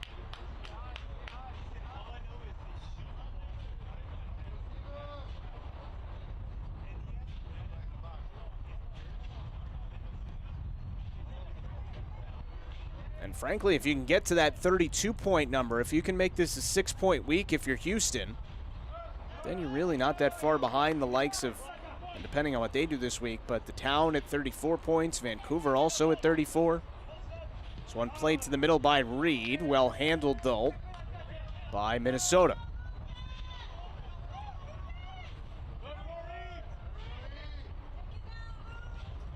Told you a bunch of times, you know, how close the table is in the Western Conference, with 3rd place and 8th place separated by 6 points. Well, in the Eastern Conference, it's just as tight. 3rd place and 9th place is separated by 6 points. So you are going to see constant movement in the table on a day-to-day basis, frankly, every week here in MLS Next Pro. And there's going to be a lot of scoreboard watching for all these teams the rest of the regular season, which will conclude on October 6th. You can see Houston getting set to make a couple subs at the next window. Ousmane Silla, 2 goals in the first half, sends this one ahead for Isaiah Reed to run down. Isaiah Reed. Reed back to the middle. It's Reed! Save made! Zaroun with his best of the night. Good patience and really well done by Isaiah Reed to get a good shot away from a very dangerous area. But Kai Zaroun equal to the task. His 4th save of the night. Odesu plays that away from Adebayo Smith. Isaiah Reed, just like Ousmane Silla, played his college soccer at Clemson. He was Houston's 2nd-round pick 2 years ago. So back-to-back years that the Dynamo organization take a Clemson Tiger in the 2nd round of the MLS Super Draft.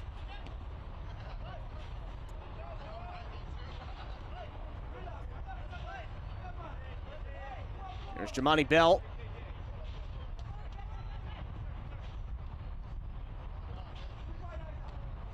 Wakatuya. Bell trying to turn and run with it, and that's a clear foul. And that's the 3rd or 4th time that Jamani Bell has ended up down on the pitch, and this is a fairly obvious yellow for Abdou Njai to show to Anderson Ferris. Let's take another look at that last chance for Isaiah Reed. Got himself back to a better area to shoot from. Got around a couple defenders, tried to move left and shoot right, and a good save by Zaroun. Another look at this last foul as Ferris, I think he was just trying to kind of tug the jersey, but the hands got up quite high, and he's shown the yellow for the foul on Jamani Bell.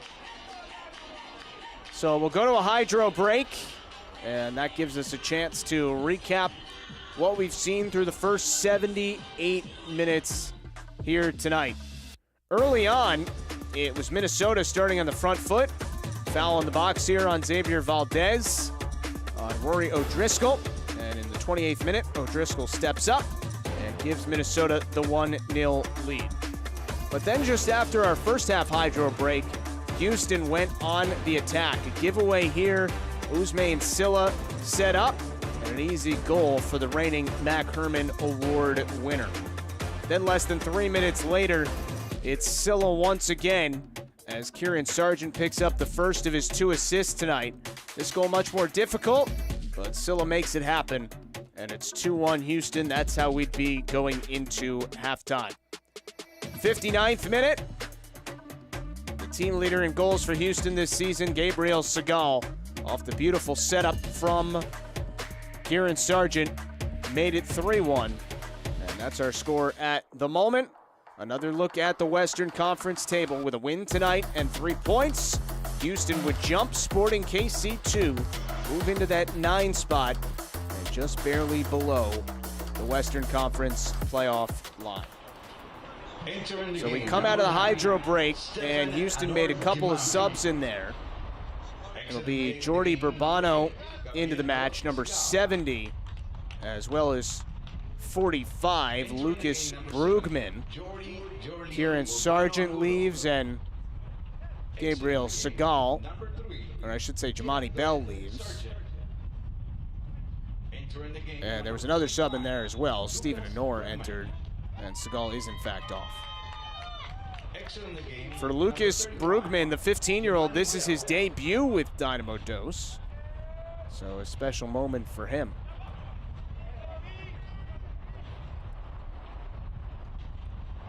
A yellow card caution has been issued by the referee to the Minnesota United FC at the minute 79 for the number 59. So that was just the announcement of the yellow prior to the hydro break against Ferris. Stephen Honor, who just entered, the first-round pick by Houston in the last draft out of Virginia, played 1 season there, and was the ACC Freshman of the Year. 17 games now for Honor this year. Jordi Bourbano making his 8th appearance of the season. Was signed in May out of Ecuador. Plays across to the middle here. And well handled by Minnesota. And as we said, Brugman making his debut with Dynamo Dos. Again, Randall comes up a little bit lame, holding on to that left leg, and you hope it's just cramping and nothing serious for 16-year-old. As evidenced by the hydro breaks, it is quite warm tonight, as it always is in the summer in Houston.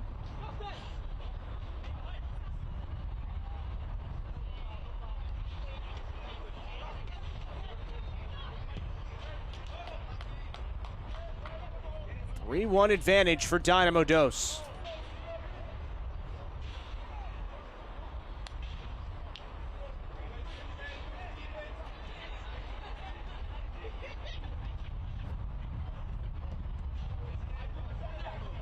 Isaac Mwakatuya.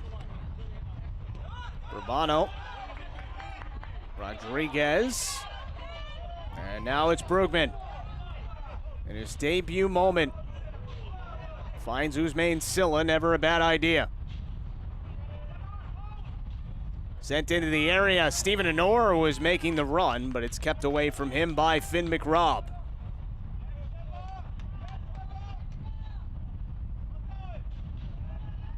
"15 shots for Houston, 9 for Minnesota. But the more glaring difference is a 7-1 advantage in shots on goal for the home side here at SaberCats Stadium.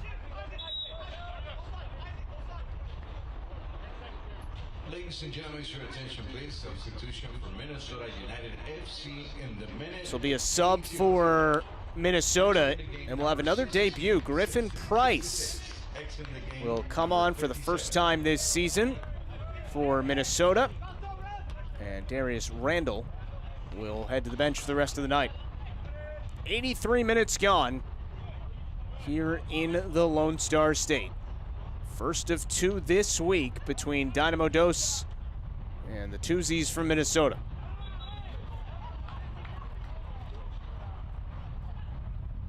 Both coming off 3-goal losses over the weekend, but Houston responding well tonight.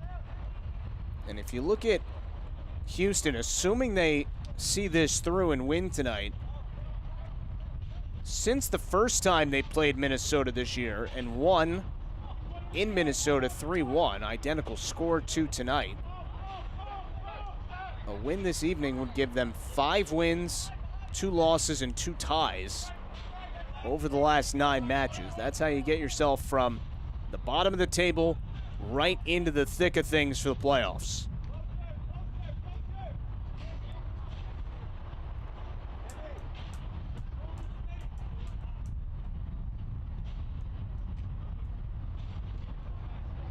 A Houston throw.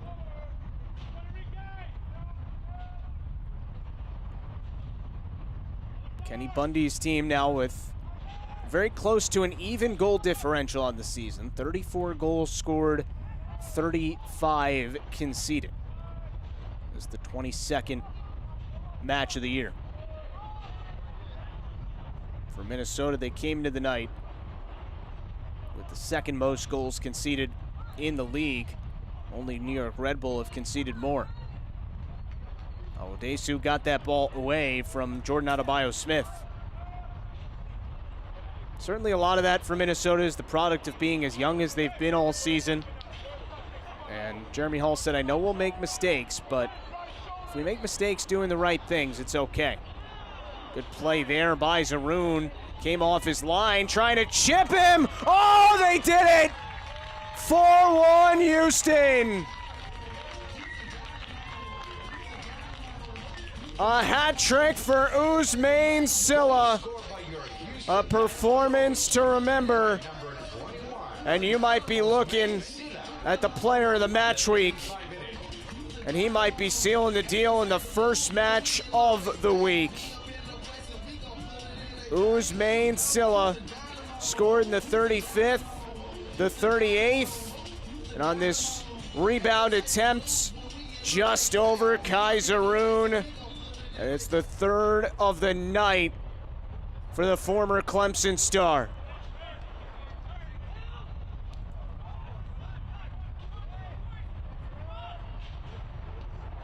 So Silla with a hat trick, Segal with the other goal. And Houston will, in fact, earn 3 points tonight.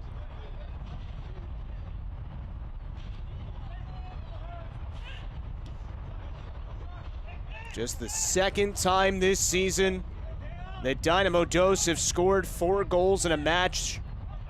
The other time was July 21st when they beat North Texas at home 4-0. A foul just outside the box against Aodesu, who is shown a yellow. And Griffin Price a bit slow to get up.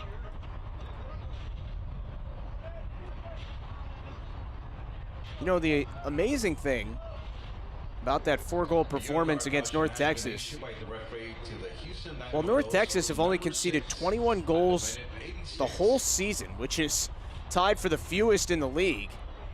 And Houston put 4 on them in one night.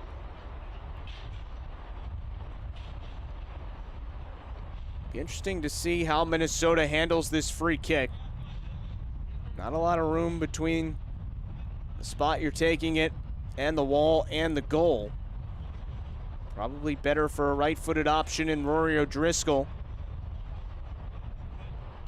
Justin Arias, the left-footed option, standing there as well.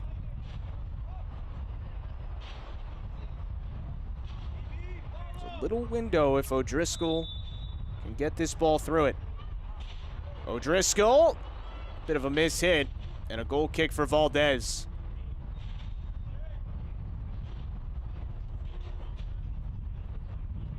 Seemed like he was trying to go up and over and back down and didn't quite get the action on it he wanted. So 2 goals in each half for Houston tonight. And just 2 minutes in stoppage time away from a 7th win of the season. It will be 7 wins, 9 losses, and 6 ties for Houston. 5 wins, 13 losses, and 2 ties for Minnesota.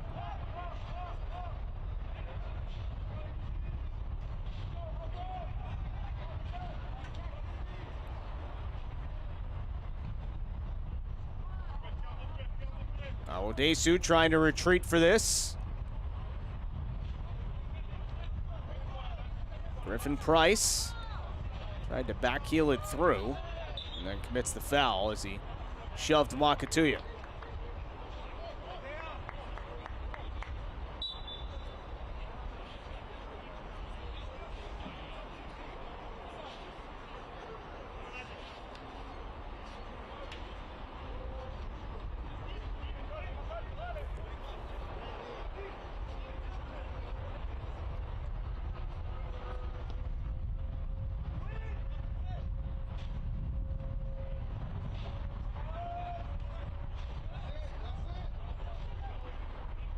Here's another chance for Houston. They're onside, but Reed sent it high. Once again, Kaiserun was very aggressive, came way off his line, left the net open. Houston just barely unable to make him pay. Steven Anor was in there. Obviously, Silla was as well. Reed ended up with the shot and was just a little too tall with it. You gotta love that from Ousmane Silla, though. Certainly could have kept the ball and taken a bid at a 4-goal night. Instead, laid it off for a teammate. Gave Reed the chance. By the way, at the end of the night now, barring another goal from Ousmane Silla, he and Segal will each be tied for the team lead with 7 goals on the season at the end of the night. Jordi Burbano, as you see 3 minutes of stoppage time here in the second half. Burbano again for Reed.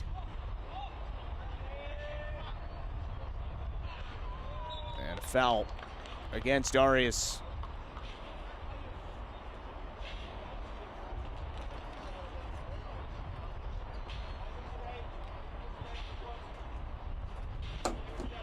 Houston knew the task coming into tonight. At home against a team that you sit quite a bit above in the table. 3 points was the necessary outcome. And they've put on a very good workmanlike performance tonight. 18 shots, 9 on goal. They've only conceded 1 shot on goal. And it was on a penalty kick, so 0 shots on goal in the run of play given up tonight by Dynamo Dos. So as much as the 4 goals stand out, that defensive group has been exceptional as well.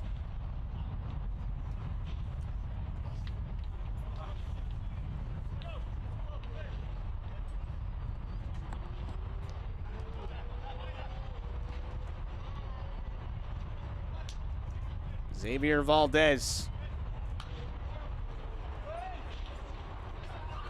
O'Driscoll fouled by Stephen Honor.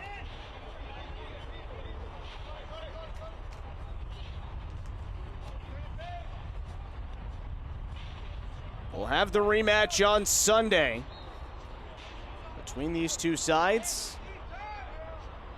Obviously unusual, but it'll be really interesting to see how the second meeting compares to the first. Once we hit the final whistle, Houston will have taken all 6 available points so far this season from Minnesota and outscored them 7-2 in doing so. McRobb sends this one ahead. Griffin Price, first to it. Wakatuya gets the ball from him though.